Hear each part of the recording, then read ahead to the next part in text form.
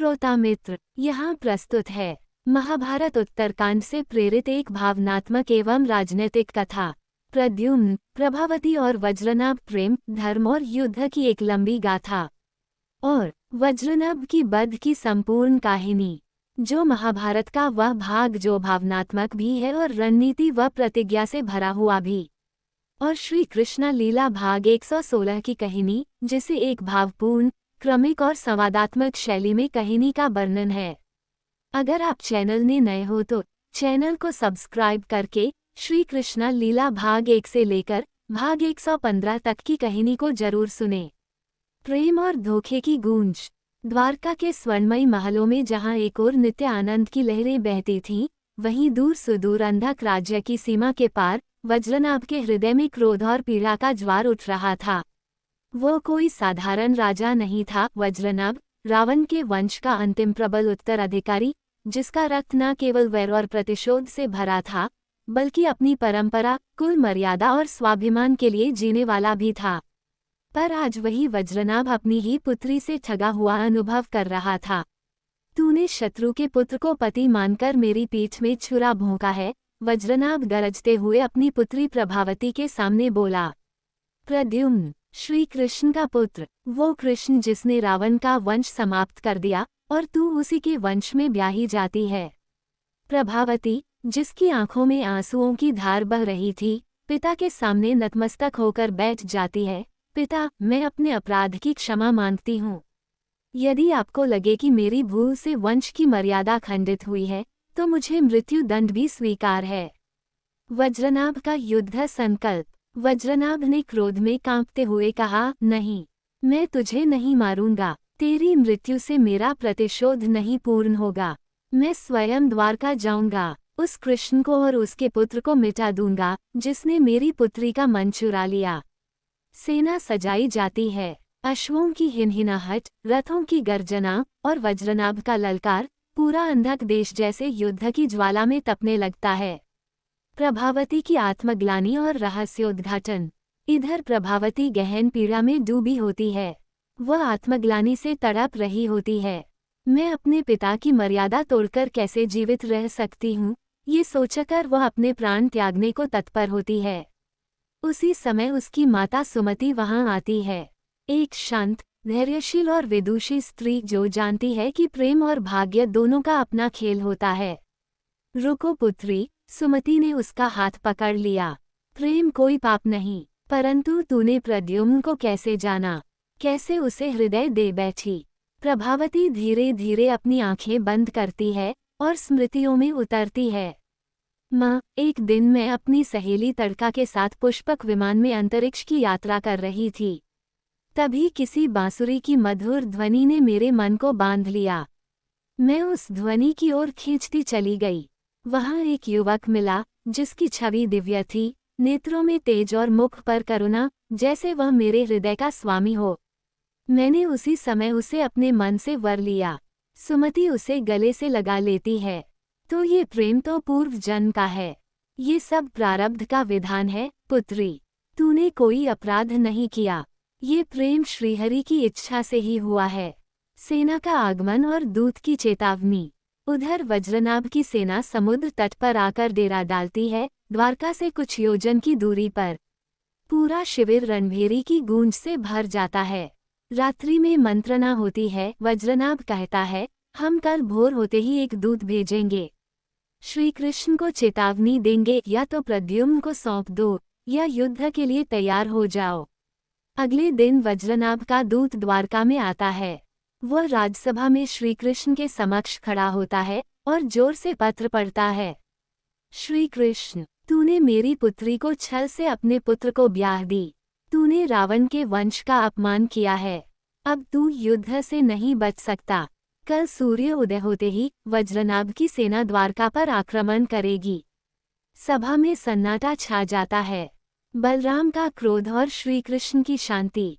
ये सुनते ही बलराम, जो शांत बैठे थे, क्रोध से उठ खड़े होते हैं। दुष्ट वज्रनाभ ने हमारे घर में विवाह के बंधन को अपमान कहा है। मैं अभी उसकी सेना को रौंद दूंगा।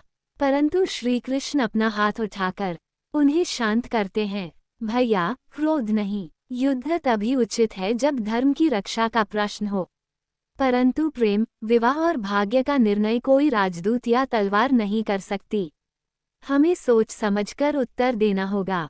प्रारब्ध और धर्म का टकराव। द्वारका का प्रत्येक व्यक्ति युद्ध के लिए तैयार होता है, पर श्री कृष्ण जानते हैं कि यह केवल युद्ध नहीं, यह एक परीक्षा है। प्रद्युम्न अपने पिता से कहता है, पिता, इस युद्ध में यदि मेरी जान भी चली जाए तो मैं उसे धर्म की राह मानूंगा, परंतु मैं अपने प्रेम से पीछे नहीं हटूंगा। वज्रनाभ का क्रोध, प्रभावती का प्रेम, श्री कृष्ण की नीति और बलराम की वीरता, ये सब एक ऐसी कहानी बनाते हैं जहां धर्म, राजनीति, परिवार और भाग्य आपस में टकराते हैं। रात्रि गहराती है। द्वारका और अंधक के बीच समुद्र की लहरें दोनों सेनाओं की चुप्पी को तोड़ती हैं। एक ओर वज्रनाभ की प्रतिशोध से जली हुई आंखें हैं, तो दूसरी ओर श्रीकृष्ण का शांत और रहस्यपूर्ण मौन। श्रीकृष्ण ने अपने रथ को सजवाया। रुक्मिणी, सत्यभामा और बलराम तैयार हैं। दूसरी ओर प्रभावती हवन कर रही है, अपने पति के लिए विजय की प्रार्थना करते हुए। और अगली भोर क्या लेकर आएगी? वज्रनाभ वध और प्रभावती का धर्म संकट। जिस समय वज्रनाभ ने यदुवंश के विरुद्ध युद्ध छेड़ा था, तब समस्त द्वारका सहम उठी थी। उसने अपने राक्षसी सेनाओं को एकत्र कर लिया था और श्रीकृष्ण के राज्य पर आक्रमण का उद्घोष कर दिया था। उधर श्रीकृष्ण, बलराम और प्रद्युम्न तैयार थे धर्म और धर्मात्मा प्रजा की रक्षा के लिए। जब युद्ध का नगाड़ा बजा, तब राक्षसी सेनाएं विकराल रूप में आगे बढ़ीं। वज्रनाभ का सेनापति सबसे आगे था, जिसने भयंकर गर्जना की और यादवों की सेना पर टूट पड़ा। प्रद्युम्न का पराक्रम। प्रद्युम्न, जो स्वयं श्रीकृष्ण और रुक्मिणी का पुत्र था, धनुष उठाकर राक्षसी सेना पर तीरों की वर्षा करने लगा। उसका रूप श्रीकृष्ण जैसा ही था, तेजस्वी, वीर और संयमी। उसकी बाणवर्षा इतनी तीव्र थी कि राक्षसों की अग्रपंक्ति नष्ट हो गई। सेनापति चकित रह गया, किस योद्धा में इतनी शक्ति है। उसने प्रद्युम्न की ओर बढ़ना चाहा, परंतु उससे पहले बलराम ने हस्तक्षेप किया। बलराम का युद्ध। बलराम, जो हलधर थे, गदा और हल लेकर राक्षसी सेनापति से भिड़ गए। गदा की प्रत्येक चोट से पृथ्वी कांपने लगी। राक्षसी सेनापति, जो वर्षों से अनगिनत युद्धों का अनुभव लेकर आया था, बलराम की शक्ति के आगे ठहर नहीं सका। बलराम ने उसे एक ही प्रहार में भूमि पर गिरा दिया और उसका अंत कर दिया। वज्रनाभ की अंतिम चेष्टा। अपने सेनापति की मृत्यु से क्रोधित होकर वज्रनाभ स्वयं युद्धभूमि में उतर आया। उसके नेत्रों में अंगारे थे, हृदय में घृणा और आंखों में प्रतिशोध। श्रीकृष्ण ने एक बार फिर उसे चेताया, वज्रनाभ, अभी भी समय है, युद्ध से पीछे हट जाओ। किंतु वज्रनाभ गर्जना करते हुए बोला, हे कृष्ण, तू चाहे जो कर ले, मैं तुझे और तेरे कुल को नष्ट किए बिना नहीं रुकूंगा। श्रीकृष्ण और वज्रनाभ का आमना सामना। अब युद्ध शुरू हुआ। श्रीकृष्ण और वज्रनाभ आमने सामने थे। दोनों ओर से बाण चलने लगे। एक ओर विषैले मंत्रों से युक्त राक्षसी अस्त्र, दूसरी ओर नारायण का तेज और धर्म का सामर्थ्य।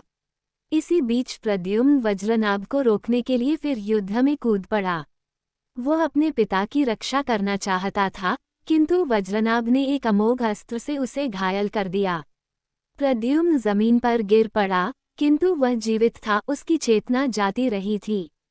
वज्रनाभ वध। अब श्रीकृष्ण ने अपने दिव्य सुदर्शन चक्र को उठाया। जैसे ही चक्र उनके हाथ में घूमने लगा, आकाश में बिजली सी चमक उठी। वज्रनाभ ने उसे देखा और सहम गया। वह भागने लगा, किंतु धर्म से संचालित वह चक्र किसी को नहीं छोड़ता। वह वज्रनाभ के पीछे दौड़ा और उसके गले पर वार कर दिया। उसी क्षण वज्रनाभ का अंत हो गया। युद्ध समाप्त हो गया। राक्षसी सेना भाग खड़ी हुई। श्रीकृष्ण ने घायल प्रद्युम्न को उठाया और शंख बजाकर विजय की घोषणा की। दुख की छाया और प्रभावती का मनोविकार। उधर वज्रनाभ की मृत्यु का समाचार उसकी पत्नी और पुत्री को मिला। उसकी पत्नी विलाप करती रही, किंतु वज्रनाभ की पुत्री प्रभावती, जो तेजस्विनी और नीतिज्ञ थी, मौन रही। प्रभावती जानती थी कि उसका पिता इस विवाह के खिलाफ था, और अब उसके मृत्यु के बाद यदि वह प्रद्युम्न से विवाह कर लेती, तो क्या यह उचित होगा? उसका हृदय कहता, नहीं। उसकी दादी ने उसे समझाया, बेटी, तुम्हारे पिता की मृत्यु श्री कृष्ण के हाथों हुई है।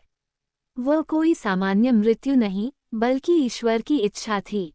इस कारण तुम्हारे पिता को मोक्ष मिला है, उनकी आत्मा भटकेगी नहीं। प्रभावती की आंखें भर आईं। उसने कहा, दादी, मैं किसी भी प्रकार पिता की आत्मा को कष्ट नहीं देना चाहती। किंतु यदि उन्हें मोक्ष मिल चुका है और यदि यह विवाह धर्म की सीमा में आता है, तो मैं सोच सकती हूँ। परंतु मुझे समय चाहिए। श्री कृष्ण ने किसी पर बल नहीं डाला। उन्होंने कहा, प्रेम और विवाह दोनों आत्मा की अनुमति से होते हैं।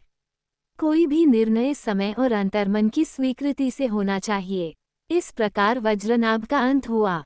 धर्म की विजय हुई और प्रभावती अपने धर्म संकट के द्वार पर आत्ममंथन में लीन रही, क्योंकि यही थी सत्य की पराकाष्ठा। जब कोई युद्ध के बाद भी संयम रखे और निर्णय को समय के हवाले करे। दोस्तों, श्री कृष्ण लीला भाग 116 की कहानी समाप्त हो गया है। अगर आप भाग 117 की कहानी को सुनना चाहते हैं तो हमारे चैनल के साथ बने रहें। जय श्री कृष्ण।